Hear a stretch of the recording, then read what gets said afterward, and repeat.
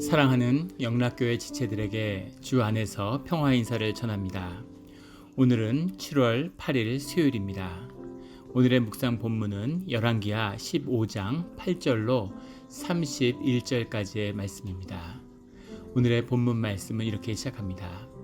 유다의 왕 아사랴의 제38년에 여로보암의 아들 스가랴가 사마리아에서 6달 동안 이스라엘을 다스리며, 오늘의 본문 가운데는 스가랴, 살룸, 문나헴, 부가히야, 베가 이 5왕의 이야기가 짧게 기록되어 있습니다. 스가랴는 아주 멋진 이름이에요. 여호와께서 기억하신다라는 멋진 이름을 갖고 태어났는데, 스가랴는 이 예후의 왕조의 마지막 왕, 4번째 왕이 되는 거죠. 6달 동안 이스라엘 다스렸다고 하는 걸 보면 왕위가 채 안정되기도 전에, 왕권이 채 바로 서기도 전에 그가 죽임을 당하였음을 보여줍니다. 하나님께 의지하지 못하는, 하지만 예후가 하나님의 충실한 종으로서 역할한 바가 있었기 때문에 4대에 걸친 통치를 주님이 약속하셨죠. 그 약속을 주님이 지키셨다는 겁니다. 하지만 스가랴가 왕으로서 보여줄 수 있는, 스가랴가 왕이 되어야 될 아무 이유가 없었던 것이죠. 그래서 스가랴의 치세는 채 6개월 만에 끝을 맺게 됩니다. 10절에 보면 야베스의 아들 살룸이 그를 반역하여 라고 나오는데, 야베스의 아들이라고 하는 것은, 야베스는 보통은 누구의 아들 하면 사람의 아들을 다 지칭하는 것인데, 특이하게도 여기서 야베스의 아들이라는 야베스는 지명입니다. 그래서 어떤 땅의 아들, 그 지역에 속한 사람이라는 표현이 들어있는데, 요단의 동편을 지칭하는 말이라고 하죠. 요단이 동편과 서편으로 지역 감정이 분열해서 아주 극렬한 지역 간의 갈등이 있었고, 그때 요단의 동편을 대표하였던 반역자 살룸이 왕을 무너뜨린 것이라고 그렇게 역사에 기록되어 있습니다. 요세푸스라고 하는 유다의 고대사를 쓴 그 요세푸스의 기록에 보면, 그 책에 보면 살룸은 사실 스가랴의 오랜 친구였다고 하죠. 그리고 또 왕위 계승 서열 안에 들어있는 사람이었다고 합니다. 그래서 왕위 계승의 갈등 때문에 이런 일이 벌어졌다라고 쓰고 있는데, 권력을 위해서는 친구도 모두 없는 것, 이것이 세상의 풍속이겠죠. 살룸이 그를 반역했는데, 여기서 중요한 것은 백성 앞에서 쳐 죽이고 라고 하는 말입니다. 근데 백성 앞에서 죽였다는 게 무슨 말일까? 백성 앞에서 왕을 죽일 수가 있을까 하는 거죠. 근데 카발암이라는 말인데, 암이 백성이기 때문에 카발이라는 것을 앞으로 와서 백성들 앞에서 죽였다라고 해석한 것 같아요. 그런데 역사의 기록에 보면 카발암이라고 하는 것을 지명으로 해석합니다. 이블루암이라고 하는 도시인데, 사실은 예후가 아하시아를 죽였던 곳이죠. 그래서 그 일을, 그 아하시아를 죽인 그 땅에서 똑같이 자신이 사람들 앞에서 죽임을 당했다라는 인과응보로 이해하는 것입니다. 그것이 더 설득력이 있지 않나 싶어요. 반역을 일으킨 왕들은 반역으로 죽임을 당하고, 또 그 왕은 반역으로 죽임을 당하는 일들이 계속 반복되죠. 이것이 인과응보라고 하는 세상의 섭리입니다. 세상에 흐르는 신적인 섭리죠. 모든 것이 자기가 지은 죄를 치르면서, 대가를 치르면서 살아가게 되어 있습니다. 자신의 모든 행동, 자신의 모든 말은 그 대가를 치르는 것이죠. 그런데 그것을 면할 수 있는 것, 그 굴레에서 벗어나는 것을 주님의 은혜라고 이야기하는 겁니다. 주님의 은혜가 없으면, 예수 그리스도의 십자가의 은혜가 없으면 누구도 이 은과 응보에서 벗어날 수 없는 것이죠. 이것이 삶의 섭리입니다. 그런데 이것을 벗어나게 해줄 수 있는 것, 그 굴레를 벗게 해주시는 것이 주님의 은혜인 거죠. 주님의 은혜에 따라 자신의 삶의 굴레를 벗어버리는 우리 모두가 되기를 주의 이름으로 축원합니다. 그렇게 예후의 왕조가 끝을 맺고 살룸이 왕이 된 것이죠. 살룸은 새로운 통치자가 되었습니다. 살룸이 통치자가 되었다고 하는데, 살룸 역시 13절에 보면 왕이 되어 1달 동안 다스리니라. 1달 동안 다스렸는데 왕이라고 하기도 좀 뭐하죠. 채 왕권이 자리 잡히기도 전에 살룸 역시 죽임을 당한 겁니다. 계속된 혼란이죠. 14절에 가디의 아들 문하임이 다르사에서부터 사마리아로 올라가서 야베스의 아들 살룸을 거기서 쳐 죽이고 대신하여 왕이 되니라. 문하임은 그 당시에 군대 장관이었는데, 계속해서 군대 장관이 왕이 되는 모습이 나오죠. 밀리터리 모나키라고 그러죠. 군사 군주제, 하나님이 세운 왕이 아니고 백성들을 통해서 세워진 왕이 아니기 때문에, 그래서 당연히 가장 힘이 센 군대 장관이, 군대 지휘관들이 계속 왕이 되는 겁니다. 마치 20세기 신생 독립국에서 항상 군사 독재자들이 끊이지 않았던 것처럼 힘 있는 자가 권력을 쥐고 나라를 다스리는 그런 일들이 반복되었다는 것이죠. 16절에 보면 딥사라는 곳 가운데에 있는 모든 사람과 그 사방을 쳤으니, 아마 중간에 왕위를 잡았는데 이 무나헬의 통치에 저항하는 지방 세력들이 있는 거죠. 그것을 쳐들어가서 이렇게 진압을 하는데, 충격적인 건 그들이 그곳을 치고 그 가운데에 아이벤 분열을 갈랐더라 라는 얘기입니다. 갈랐다는 말은 비케아 이런 말인데, 바카라는 말에서 나왔어요. 갈기갈기 찢는다 라는 얘기입니다. 임신한 여자를 아무리 인간이 잔인해도 아내 배 생명을 선택한 간직한 사람을 죽이지 못하죠. 사람이 바퀴벌레 한 마리를 죽여도 깨름칙하고 쥐 한 마리도 함부로 죽이기 힘든 것이 사람의 마음입니다.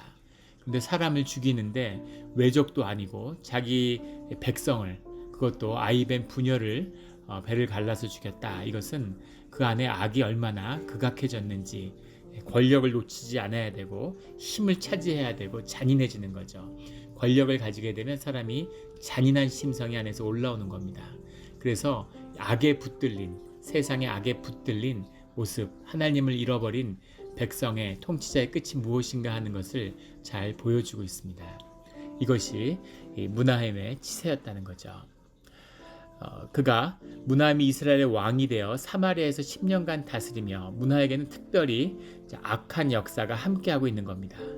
사람의 배를 갈라 죽일 만큼 아이벤 부녀를 갈라 죽이는 그런 악한 힘이 작동하기 시작하는 거죠.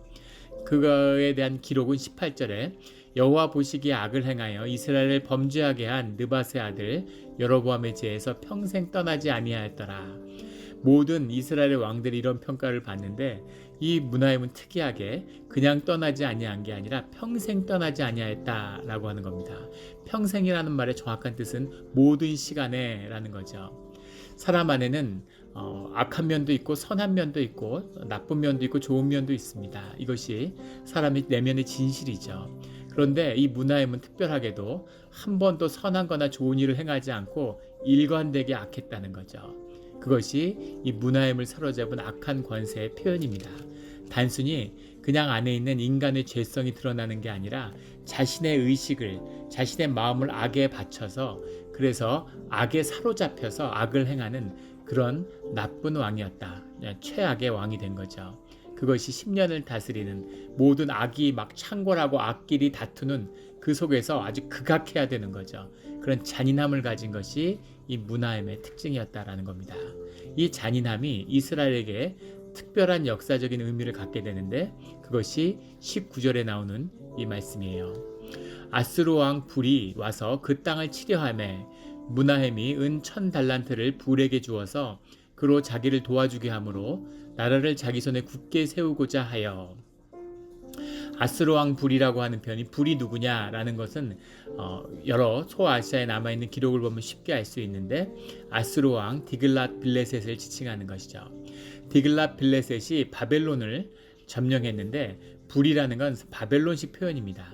바벨론식으로 불이라는 이름으로 불렸는데 디글랏 빌레셋이 원 이름이죠. 디글랏 빌레셋이 이 땅에 왔다는 건데, 그 땅을 치려하매라고 해석한 것은 단 히브리어 한 단어 바라는 말입니다. 온다는 뜻이죠. 영어로 하면 come이에요. come, he came 이겁니다. 그런데 그것을 땅을 치려하매라고 해석했는데, 사실은 치려고 오는 것, 침공해서 온다, 침략해 온다라는 말은 성경에서 항상 일관되게 알라라는 표현을 씁니다. 그래서 바라는 말은 치려온 것이 아니라 아수르의 이 왕을 초청한 것이죠. 무나헬이 아수르 왕을 초대해서 국빈 방문을 받았다. 이것이 더 정확한 해석일 겁니다. 그를 불렀을 뿐 아니라 그에게 은 1000달란트를 불에게 주었다는 거죠. 은 1000달란트가 얼마나 큰 돈이냐면, 은 한 달란트는 6000 드라크마라고 하죠. 한 드라크마가 노동자의 하루 품삯입니다. 하루의 품삯인데, 그러니까 거의 20년치 품삯이죠. 은 달란트가. 그러니까 은 1천 달란트면 요즘 미국의 시세로 하면은 1 빌리언 달러가 넘는 돈입니다. 어마어마한 돈이죠. 그 돈을 이 불에게 바쳤다는 겁니다.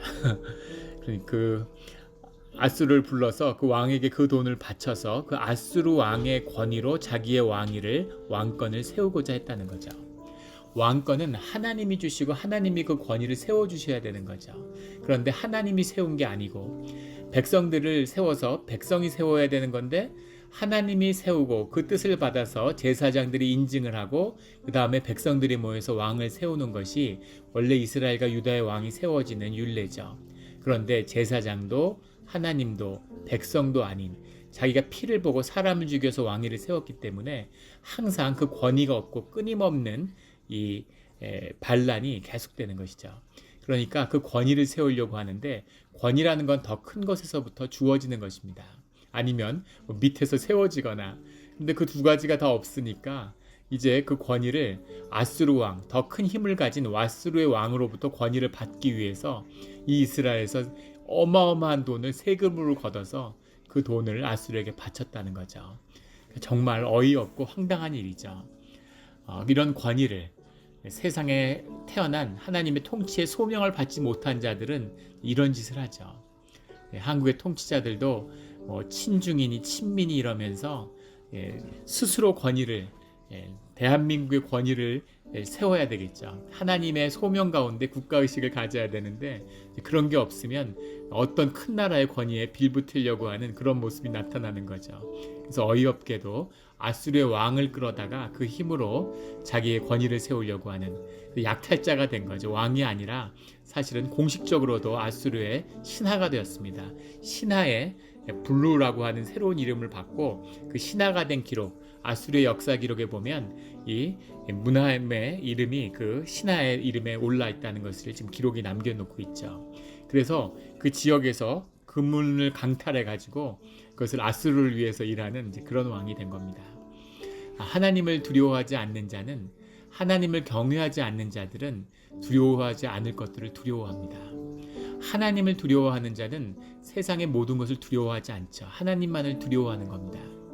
나는 세상에 아무것도 두려워하지 않아 라고 이야기하는 사람은 사실은 세상을 두려워하고 세상의 종노릇하게 되어 있는 것이죠. 그래서 하나님을 두려워하지 않는 이 문화함의 끝은 세상을 두려워하고 백성을 두려워하고 자기 신하들을 두려워하고 그래서 아수르 왕을 끌어들여서 자기의 권위를 세우려 하는 것이었다라는 거죠. 그래서 백성들에게서 은을 강탈하는 그런 자가 되었다는 겁니다. 23절에 가면 유다왕 아사랴 제50년에 문하임의 아들 부가히야가 사마리아에서 이스라엘의 왕이 되어 2년간 다스리고, 왕위가 이렇게 악한 권세로 10년을 다스렸지만 또다시 25절에 그 장관 르말라의 아들 베가가 자기의 최측근, 자기를 경호하는 그런 군대에서 또다시 반역이 일어났다는 거죠. 그렇게 왕위가 또 바뀌었다는 겁니다. 그래서 베가의 통치가 시작되는 거죠. 그런데 베가의 통치가 시작된 다음부터는 당연히 아수르가 자기의 후원을 받던 이 문하임을 죽였다는 것을 빌미로 디글랏 빌레셋이 쳐들어와서 이스라엘을 수탈하게 됩니다. 이제 본격적으로 아수르의 침략이 시작되고 아수르의 통치가 시작되는데 그것을 불러들인 것은 다름 아닌 이스라엘의 통치자들이었다고 하는 것이죠. 이것이 굉장히 씁쓸한 이스라엘의 역사의 전개입니다. 오직 하나님을 모르고 하나님의 임재와 통치에서 떠났기 때문에 일어나는 정말 비극적인 모습들이죠. 똑같은 일이 반복되고 세상의 모든 것이 지리멸렬하고 하나님을 모르기 때문에 생명이 사그러들고 생명이 죽어가는 그 아픔 속에 신음하게 되는 것입니다. 오직 하나님을 두려워하며 하나님의 은혜 가운데 살아가기를 소원하는, 늘 기도하며 주님의 백성의 자리에 머무는 우리 모두가 되기를 예수 그리스도의 이름으로 축원합니다. 아멘.